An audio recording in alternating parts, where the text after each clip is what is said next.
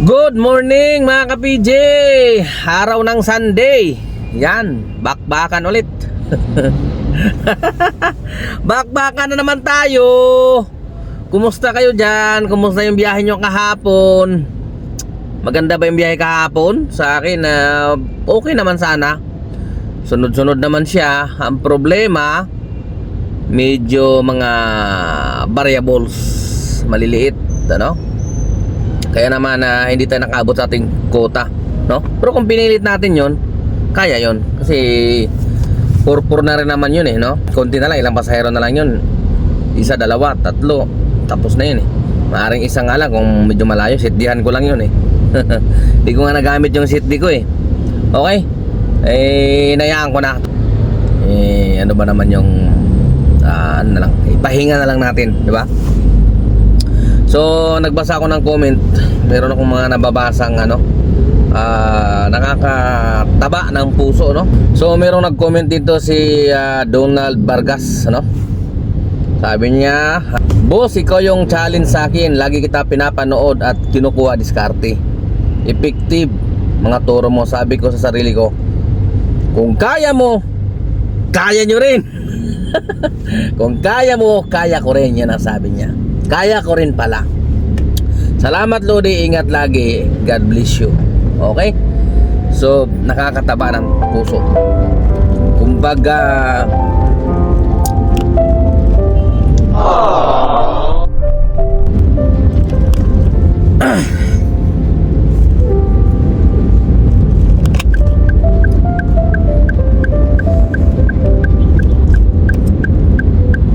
ayaw kong maging emotional, no?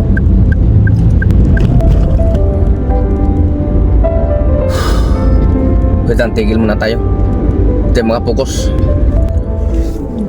Sa totoo lang, nung nag-umpisa ako mag-vlog, ako mismo sa sarili ko wala akong bilib. Hindi ako naniniwala sa sarili ko Sabi ko, hindi ako katulad nila. Magagaling mag-vlog, magagaling magsalita, talagang malinaw magsalita, di ba? May ganun kasi talagang tao, kumaga ipinanganak na talented, ano? Sabi ko nga sa sarili ko, parang hindi ko kaya Pero ngayon, di pa naman din ganun tayo karami. Pero tuwing nakakabasa ko ng mga ganito, unti-unti nakakaisip ako, totoo ba to? May nai-inspire ako? May naniniwala sa akin? Ako lang to. Nahiya pa nga ako minsan kasi lagi akong nabubulol. Hindi dahil sa Bisaya, pero talagang yata talaga ako. Pero pinipilit ko. Alam nyo, ang purpose talaga nitong vlog ko, hindi naman para kumita talaga. Hindi yun ang hangad ko, kumita. Although kumikita itong channel ko kahit paano, pa barya-barya. Sa totoo lang, ang liit lang ng kinikita ng pagbablog. Wala kang maraming views. Views kasi ang basihan dyan Alam nyo ba, bago ka kumita ng $1, kailangan magkaroon ka muna ng views na 1,000 bago ka magkaroon ng earnings dito sa YouTube ng $1. Totoo yan. Hindi po biro yan. Totoong totoo talaga yan. Kaya ganun po kaliit lang ang kita. Pero meron namang halimbawa, yung mga nanonood ay hindi nag-i-skip ng ads. Ayun, doon lang medyo nakakabawi. Pero hindi pa rin ganun kalaki. Yung views mo kung hindi umaabot ng 20,000 kada upload, medyo talagang barya-barya lang talaga. Sintimo-sintimo lang talaga makapasok dyan. $1, ganyan. Kaya nga yung iba dinadaan na lang sa paramihan ng upload, no? Ng mga video. Yun ang ginagawa ng iba. Kaya ako din, sinusubukan ko rin naman. Pero hindi naman ako umaasa na talagang kumita Kasi alam ko naman yung pagbablog ko, hindi siya katulad ng iba na talagang magbabiral. Kasi sa akin parang imposible kasi siyang magviral. Kasi maliit lang yung market ko Ang manonood lang sa akin katulad ko na gustong mag-grab o yung nag-grab na makakakuha ng karagdagang kaalaman, di ba? Yun lang yung manonood eh. Hindi katulad ng ibang mga nagbablog na mga comedy, di ba? Yung mga nakakatawa, mga naguhubad. yung mga sexy, di ba? Yun talaga mga pinapanood, yung kakaiba, di ba? Yun ang mga nagba-viral. Pero ito sa akin, siguro di ko alam kung hanggang saan naaabot to. Kasi darating naman ang panahon na kayo ay magsasawa din, ano? At matututo na kayong mag-grab. Kabisado niya, di ba? Hindi nyo na kailangan manood. Ganun lang yun. Kaya yun lang naman ang purpose sa mga vlog ko. Kung sinong gustong matuto, di ba? Madadagdagan yung kaalaman. Yun lang ang purpose ko. Hindi ko na masyadong hinahangad yung kita. Kung may kita man ng kaunti, bonus na lang sa akin yun. Kaya ako ay sobrang nagpapasalamat sa inyo. Kahit ganito lang yung vlog natin, boring. Siyempre alam naman natin yan, boring, di ba? Pero may mga tumatangkilik. Kaya natutuwa ako talaga. Hindi ko akalain na maraming maka-appreciate sa mga ginawa kong video, no? Salamat Sir Donald Vargas sa pag-appreciate ng mga video ko. Unang-una, ang purpose natin kaya tayo nagbablog tungkol sa Grab, para yung mga kaalaman ko may share ko sa marami na gustong pumasok sa pag-grab, ano? At sa nanonood na yon, kung sa tingin nila makakatulong sa kanila o nakatulong sa kanila at mayroon silang mapupulot na aral, kasi yun naman ang pinaka-aim natin kaya tayo gumawa ng video. At dahil nga sa comment nyo na yan, actually hindi lang kayo sir, marami na. Parang sa pakiramdam ko na-achieve ko na yung goal ko, no? Yung pinaka-purpose talaga nung vlog ko na ito. Dahil dyan, pakiramdam ko nakukuha ko na, ano? Kasi maraming nakaka-appreciate ng aking mga vlog.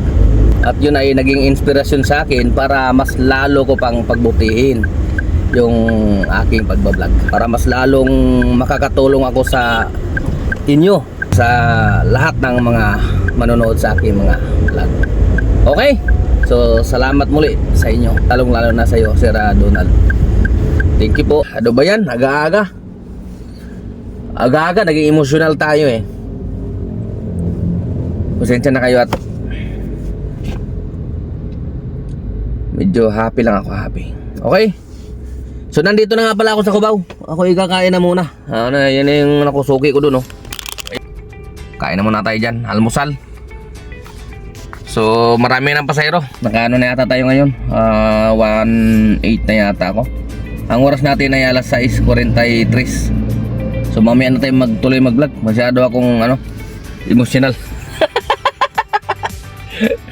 Dito tayo sa Cubao ngayon. Kain muna tayo almusal, ha. Sige, mamaya na. Okay. So tara, let's go. Touchdown tayo dito sa Terminal 2. Dito tayo sa Terminal 2 ngayon, ayun, kakababa lang ng pasahero. Binigay sa akin 1.2.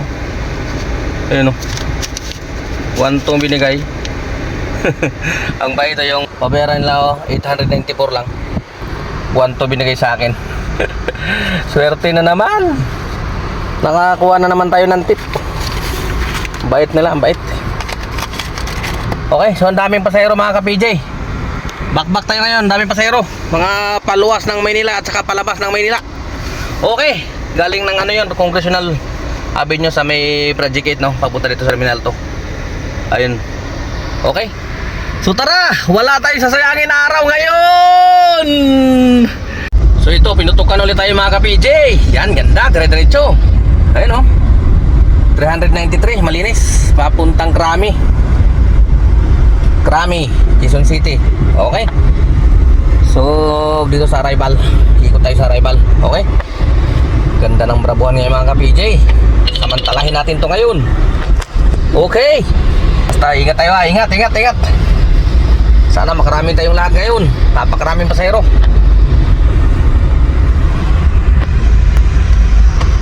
Let's go! Dito na tayo sa ilalim na. Dito na tayo sa ilalim. Tingnan natin kung maraming pasahero. Ayun ang mga naglalakad dyan.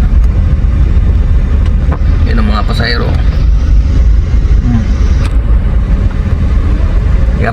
tayo doon sa unahan, daming pasahero. Mga nagbubok yan. Swerte yung mga ano ngayon. Okay.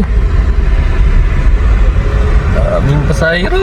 Tiba-tiba ang mga ano ngayon. Nagbabravo. Doon sa dulo, dami oh. So tara, pick upin naman na natin. O pamina lang ulit mga ka-BJ. Let's go. Basta tuloy-tuloy lang tayo mga sir, mga idol. Kayod lang tayo, laban lang para sa pamilya. Para sa atin din. Saka dapat mangarap tayo na kinakailangan pagdating ng panahon mabago man lang yung buhay natin. Hindi tayo habang buhay kakayo dito sa kalye. Di ba? Kaya umabot man tayo ng 60 years old, kahit paano stable na sana. Napagpatapos na natin yung mga anak natin, tapos tayo may konting ipon at pensyonado, may pensyon. Kaya dapat tayo naghuhulog tayo sa ating mga SSS, pag-ibig, PhilHealth, yan, para pagdating ng panahon kakaroon tayo ng pensyon. Tapos sa pag-ibig, di ba, dapat meron tayo ng mga yan. Okay, pilitin natin kasi para sa atin yan. Mahirap pag 60 plus na tayo, nandito pa rin tayo, di ba? Nando, kahit naman nandito pa rin tayo noon, kung pwede pa, di ba?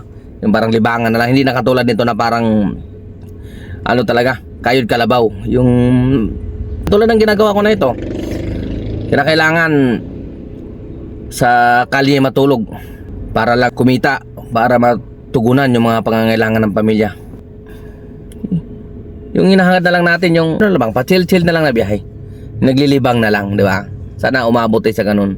Kung halimbawa gusto pa natin bumiyahe, dahil nga siguro hahanapin ng katawan natin to pag umalis na tayo sa Grab, no? Pag tumanda na, hahanapin ng katawan mo yan, parang hindi ka sanay na nakaupo lang. Okay, so yun lang. Kailangan din maging masinop tayo sa pera. Pag kumikita tayo, may sobra, itabi talaga. Kapag nagkasakit tayo, meron malang madudukot kahit pa paano. So napahaba na tayo, pasensya na kayo. Na medyo na ano lang ako, natuwa lang. Okay, so tara na, let's go. So, merong nagtatanong, no, galing kay Sir Herbert Helado. Hindi ko na babasahin ng buo yung sir kasi medyo mahaba yun. Maiksi lang.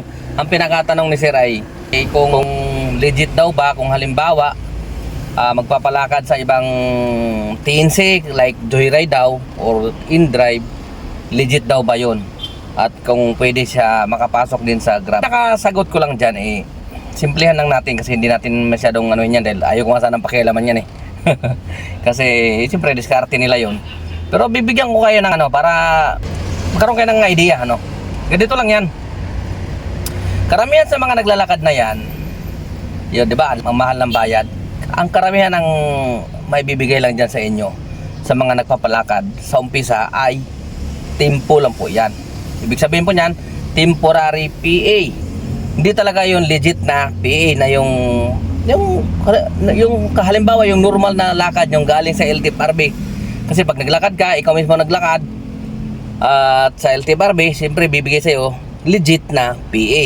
Pag nagpalakad ka sa labas, merong mga ano dyan, kung sinong naglalakad, yan ay nasasabi natin palakad, di ba? So malamang ang ibibigay sa inyo dyan temporary PA lang. Bago kayo mabigyan ng totoong PA dyan, sila din yun, lalakarin din nila sa loob ng LTFRB. May mga kakilala sila, di ba? So kaya nga pira-pira, nagbigay kayo, naglagay kayo, sila din maglalagay para magiging legit yung PA nyo na ina-apply. Okay? So sa madaling salita, dahil nga nagmamadali kayo, gusto nyo instant na biyahe, gusto nyo makakabiyahe kagad yung sasakyan nyo, so yun nga, dadaan kayo sa illegal. Temporary PA lang ang hawak-hawak nyo. So may posibilidad na yung inyong sasakyan, pag natsambahan dyan sa daan ng mga LTFRB, SPG, pwede kayong mahuli dahil pag tinik yung PA nyo, wala sa portal ng LTFRB, no? Magiging kolorom. Pwede kayo magmulta ng, ang alam ko sa mga sedan ay 100,000, tapos 200,000 naman sa mga 6-seater na yan, no? Yun ang kinakahantungan dyan, okay? Pero bibigyan ko rin naman kayo ng ano na ng positive, no? Marami din ang naglalakad dyan na nagagawa nila ng paraan, ano?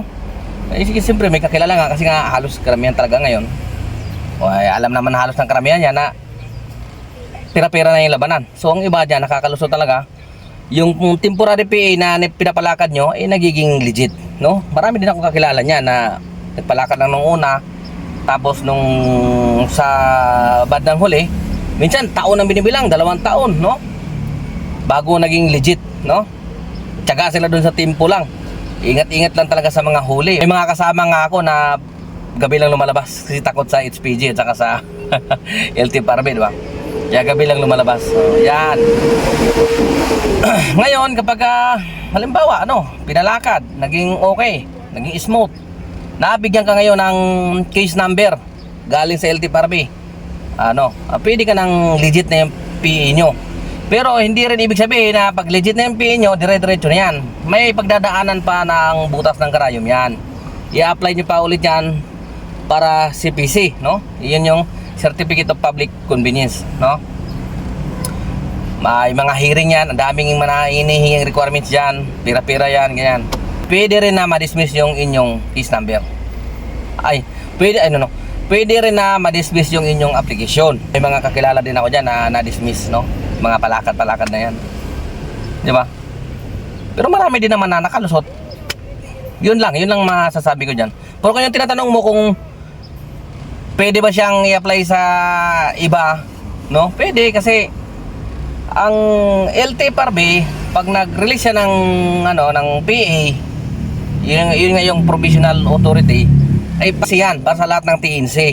Pwede mo siyang i-apply sa, pag nabigyan ka ng PA, pag nabigyan ka ng PA, pwede mo siyang i-apply sa Grab, sa Joyride, sa InDrive, sa lahat ng bagong ngayon, TNC, okay?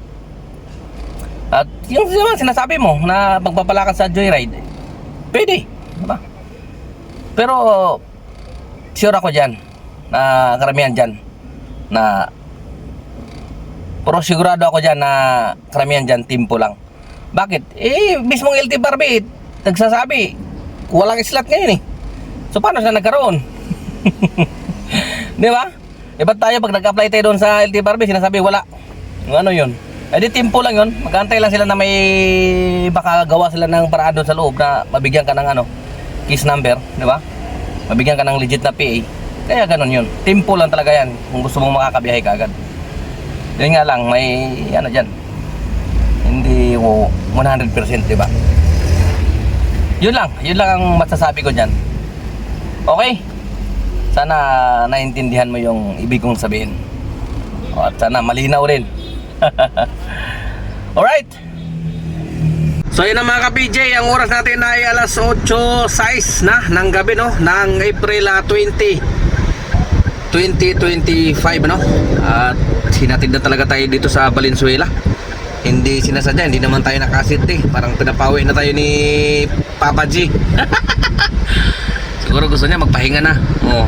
Kasi bukas sasamahan ko na naman ulit si Mrs. sa orthopedic para sa kanyang therapy, no?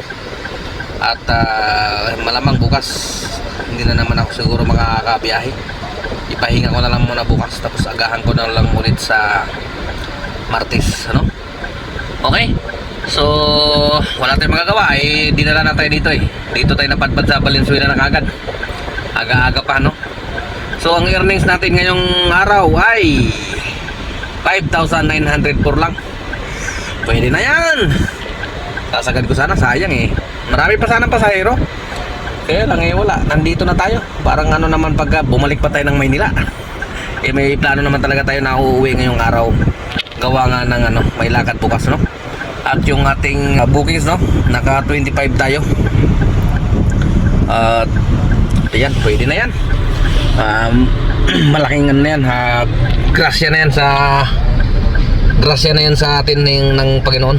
Kaya magpasalamat tayo. At may grasya na ibinigay. So mga PJ, hindi na ako magtatagal. At malapit na ako dito sa amin, sa bahay, no? At maraming salamat ulit sa inyong panonood, sa walang sawang suporta. Ka-PJ nyo, temporary signing off. Adios.